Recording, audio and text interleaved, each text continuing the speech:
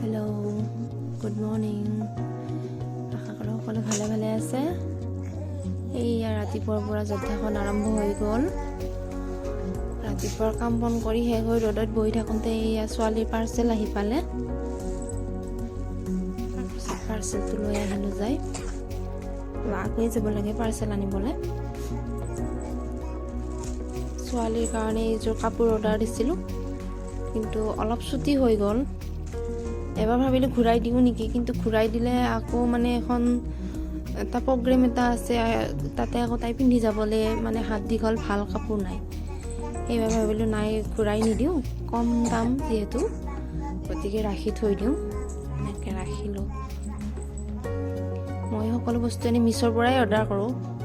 মিছ'ত অলপ দামটো কম হয় বাবে, কিন্তু কাপোৰ বাৰু ঠিকেই আহে। কেতিয়াবা অলপ প্ৰব্লেম হৈ যায়। আজি ল'ৰাৰ বাৰ্থডে আছে, তাৰ কাৰণে বাইদেউকে তালৈ গিফ্ট লৈ আহিলে।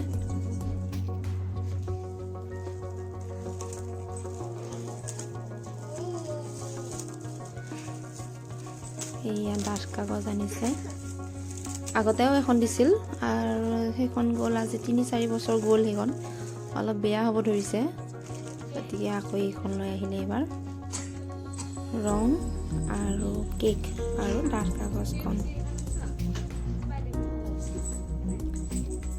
বায়েক ভায়েকৰ মৰমবোৰেই বেলেগ ধৰণৰ।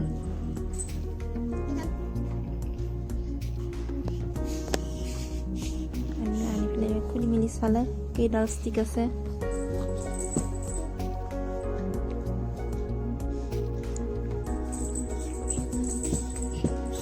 আপোনালোকে ভিডিঅ'বোৰ চাই কমেণ্ট কৰি জনাবচোন ভিডিঅ'বোৰ কেনে হয়।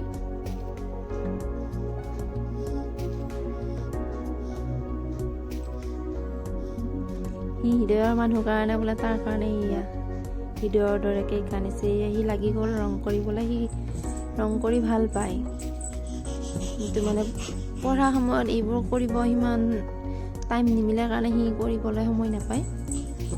ছোৱালী আৰু সি এনেকৈ আছে।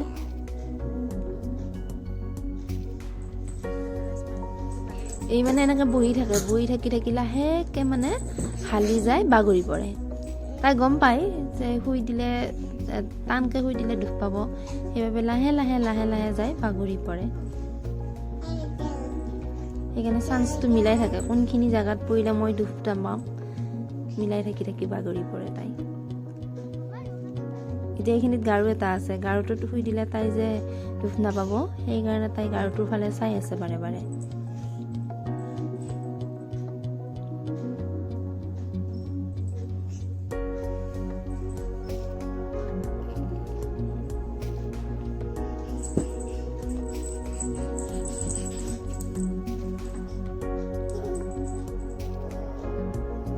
মই আঁতৰ হ'লেই তাই বাগৰি পৰিব, সেইকাৰণে চাই আছে মা কেতিয়া যায় কৰি।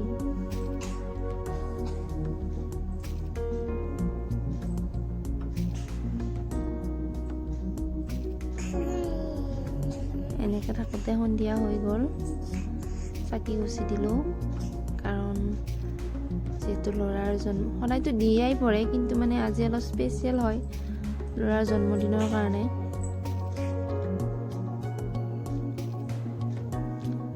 ওচৰৰ এজনী দুজনী মানুহ মাতা পৰিছে।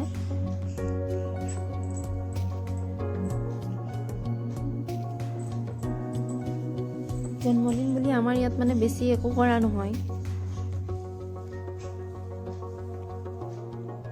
কিছুমান ঠাইত যেনেকৈ জন্মদিন একদম ধুমধামেৰে পাতে, আমাৰ আগতে পাতিছিলোঁ, কিন্তু বৰ্তমান আমাৰ মানে অলপ অসুবিধা হৈ আছে কাৰণে এইবাৰ থুলমূলকৈ কৰি থৈ দিলোঁ।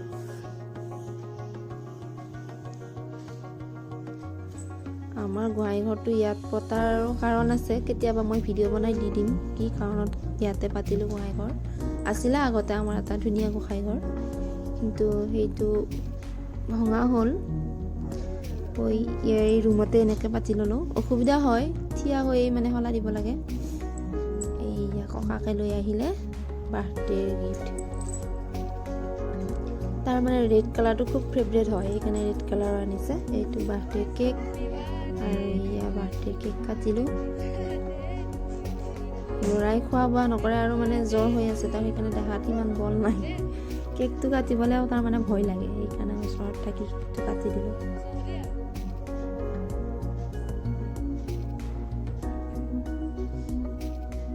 মই ভাবিছোঁ সি জানো কমকৈ খাব, কিন্তু সি মানে গোটেই মুখখানে মেলি আছে, তাক বেছি ডাঙৰ টুকুৰা লাগে কাৰণে।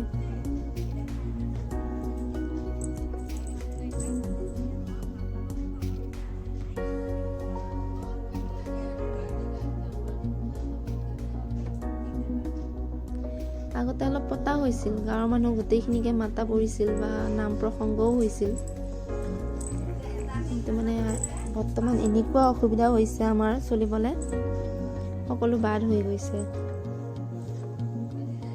এইজনী হ'ল ধঞ্জু, তাই মানে বাচ্চা দেখিলে ৰ'ব নোৱাৰে, ল'বৰ মন যায়। এই আমাৰ ছোৱালীক তাই এনি টাইম এনেকৈ লৈ থাকে।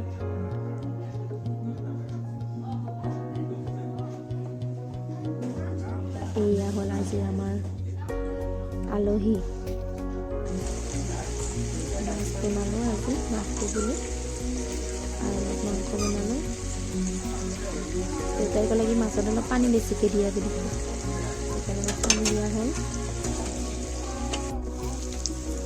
মাংস ভাজোতে অলপ বেছি ৰঙায়ে হৈ গ'ল। এনেইতো তাই ককাকৰ লগত থাকিবলৈ সময় নাপায়েই বাৰু, ময়ো মাৰ ঘৰত যোৱা হোৱা নাই আৰু দেউতাকৰ ফালে আৰু ককাকো নাই। আজি বাৰ্থডেৰ কাৰণে ককাৰ ঘৰত আহিছে, ককা আইতাক। দেউতাৰ লগতে অলপ তাই খেলিলে। দেউতাক খুব ভাল পায়, মাতবোৰ বেছিকৈ দেউতাক ভাল পায় আৰু ল'ৰাই আইতাকক খুব ভাল পায়। ককাকৰ ওপৰত মানে অলপ খং উঠি থাকে তাৰ, ককাকে কিছুমান কামত হাক দিয়ে যে। এয়া ছোৱালী হৈ পৰিলে।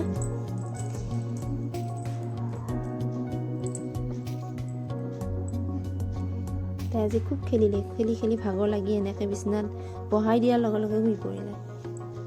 তাৰপিছত ভালকৈ বিচনাত নি থৈ দিলোঁ, এপাক ঘূৰিয়েই মানে এইয়া দাদীয়েকৰ মুখত ভৰি